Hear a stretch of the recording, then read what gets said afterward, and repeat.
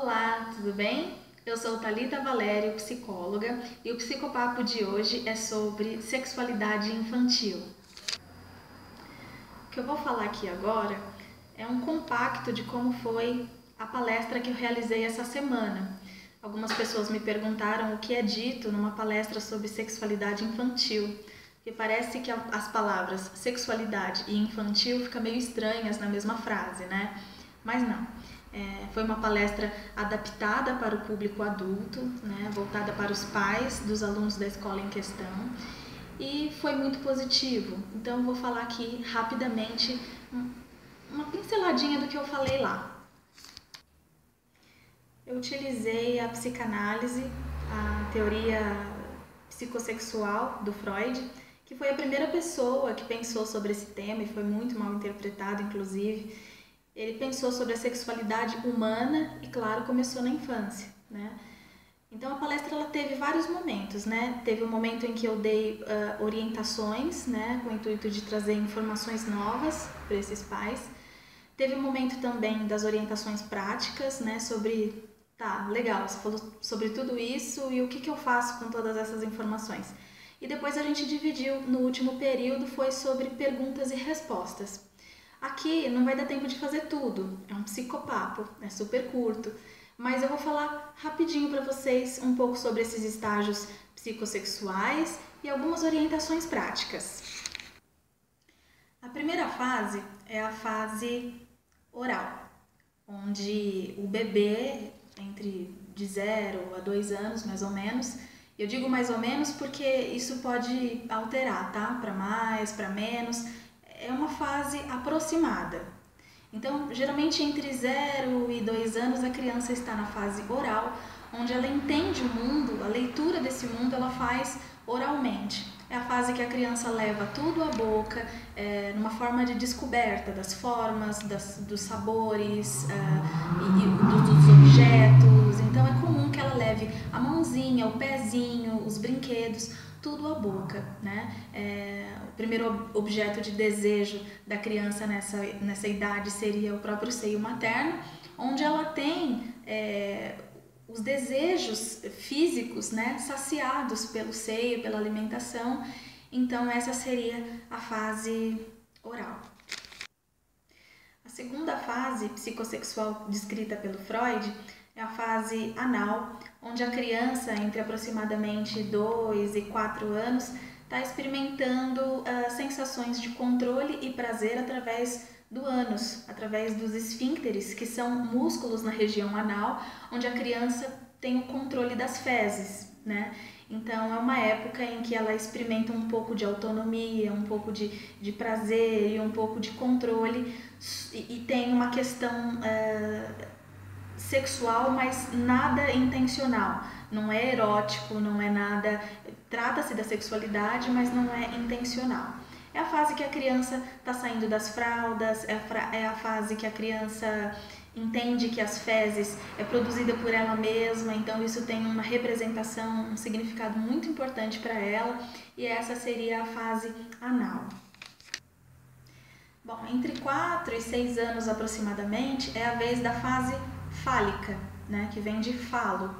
A criança nessa idade ela desenvolve um interesse pelos órgãos genitais dela e dos outros, né? Então ela começa a notar algumas diferenças corporais, ela começa a sentir algum tipo de curiosidade na região genital, ainda sem intencionalidade também. Os primeiros episódios de masturbação infantil acontecem principalmente nessa etapa, mais uma vez falando não intencional, é o prazer pelo prazer. A criança toca a região que dá algum prazer e ela vai se sentir saciada, né? Lá na frente eu explico um pouco como lidar com esse comportamento que é considerado indesejado, principalmente socialmente, em áreas públicas. Bom, entre 6 e 12 anos mais ou menos, a fase da latência ela ganha espaço na vida dessa criança, é uma fase adormecida, por isso a palavra latência, é onde a criança tem essa grande energia de vida que eu mencionei no começo, voltada para fora, para o social. Então é como se toda essa energia de vida, essa libido que o Freud menciona, tivesse adormecida porque o social ganha espaço. O que seria o social? A escola está em alta, os amigos, ser bem visto entre eles, fazer parte de um grupo, tudo isso. Então é uma fase que sabiamente a natureza faz com que as crianças estejam com a sua sexualidade de alguma forma adormecida para cuidar mais da parte social. Finalmente, de 12 a 18 anos mais ou menos, é a fase genital, onde o adolescente ele desenvolve interesses sexuais de cunho adulto, né? com intencionalidade, na verdade. Essa sexualidade ela volta-se para dentro novamente, né? Com interesse de afetividade também, não só o social. O social não deixa de fazer parte. Mas a sexualidade, que é o assunto em pauta, ela volta-se para dentro. Então, ele sai da latência e vai para a fase genital. É um grande marco para esse adolescente, porque sexualmente começam a surgir interesses mais profundos sobre o amor, sobre namorar, sobre planos com o outro, além das mudanças corporais, né, como mudança de voz, pelos no corpo, pelos pubianos, aparecimento dos seios, primeira menstruação e as grandes mudanças que esse adolescente vai enfrentar. Bom, essas foram as fases psicossexuais que o Freud desenvolveu em uma forma bem compacta. Se alguém tiver maior interesse, me escreve, inbox, diga, olha, não entendi, eu explico melhor. É que num vídeo é difícil mesmo colocar tudo, mas é uma forma para a gente não começar a falar sobre a sexualidade que todo mundo quer ouvir de uma forma crua, né? Então, assim, se eu falei sobre as fases psicossexuais e a gente vê que as nossas crianças não estão exatamente nessas etapas, o que pode estar acontecendo? Né? Então, assim, eu falei sobre a fase da latência, por exemplo, onde a libido, a energia de vida, teoricamente deveria estar adormecida. E o que aconteceu que a gente tem muita gravidez na adolescência? O que está acontecendo com as nossas crianças que elas não estão parecendo crianças, estão parecendo cada vez mais adultas, mais preparadas e precoce, né? É uma série de fatores. Na verdade, a psicologia vai estudar todos esses fenômenos, mas parece que cada ramificação merecia um vídeo diferente. É engraçado. Mas, a grosso modo, a sexualidade é o conjunto dessas características internas e externas do indivíduo. Então, se é interno, tem essa questão das transformações físicas, corporais, que ele vai enfrentar, e as características externas são todas as influências que esse adolescente vai enfrentar. Então, é o que ele tem acesso, são as programações que ele assiste, são os valores que ele tem na própria família e uma série de coisas que a gente poderia aqui citar que vai compor toda essa mudança, porque a teoria ela vem com uma proposta e a gente está vendo que em muitos casos essa proposta ela parece fugir das nossas mãos. O que está acontecendo? Está acontecendo que esses fatores internos e externos estão sendo alterados, modificados e essas crianças e adolescentes elas estão sendo transformadas com isso também. Então, assim, eu sei que é difícil falar sobre sexualidade para muita gente, com os filhos, com os sobrinhos, com os alunos, com as pessoas que estão começando aí, né? Então, uma dica que eu acho importante é a gente, enquanto adulto, tirar a capa de adulto, de pessoas com uma sexualidade avançada, uma vida sexual muitas vezes ativa e tentar compreender a cabeça da criança e do adolescente exatamente como ele pensaria.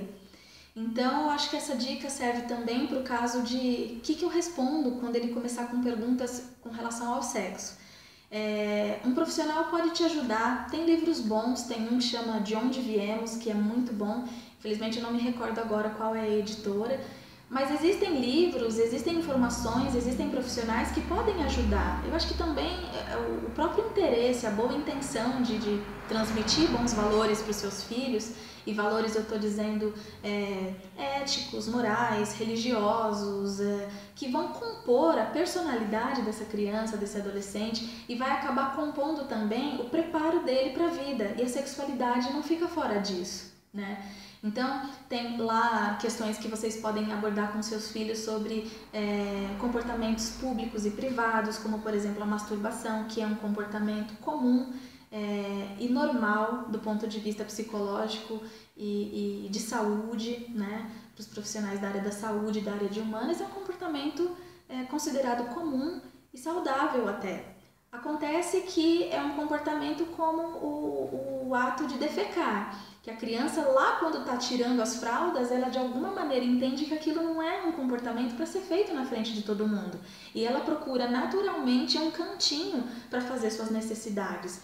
Ela vai para trás da porta, para trás da cortina. E aí, nesse sentido, para orientar uma criança que manipula os próprios órgãos genitais, a gente deve tirar o foco da atenção dessa criança. Então, a maneira com que você vai fazer uma intervenção no comportamento vai influenciar para o resto da vida. Essa criança pode crescer com a ideia de que tocar a si mesma é errado, é sujo, é de alguma forma feio, né? E isso não é adequado, não é essa mensagem que deve ser transmitida. Então, o que eu posso fazer para tirar a atenção? É mostrar que existem outras formas de prazer que não seja aquela da manipulação dos órgãos genitais.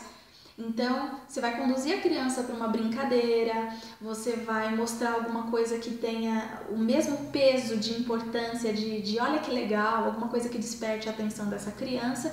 E à medida que ela vai crescendo, você vai conversando sobre o mesmo tema, acompanhando a condição que ela vai ter de falar sobre a sexualidade, né? A fase da latência, por exemplo, é uma fase que os pais deveriam ficar tranquilos, mas não estão por causa dessas transformações. Então, a questão do diálogo é o que tem que existir em todos os lares, a questão da transmissão de valores, né? Se você tem valores mais antigos, é isso que você vai transmitir para os seus filhos. Se você é uma mãe mais moderna, são esses valores que você vai agregar para os seus filhos. Se você tem algum cunho religioso, são esses valores que vão nortear a sua família. Então, cada um vai ter a sua forma específica de conversar com seus filhos, mas geralmente a orientação é pensar como eles pensam, usar sempre as palavras que forem objetivas, claras e verdadeiras, porque muitas vezes a criança desenvolve um ressentimento por descobrir lá na frente que não era bem do jeito que você explicou, né? Mas o caminho é esse. Não tem segredos, não tem rodeios, a sexualidade pode ser menos complicada do que já é, basta que a gente tenha as informações e as ferramentas adequadas.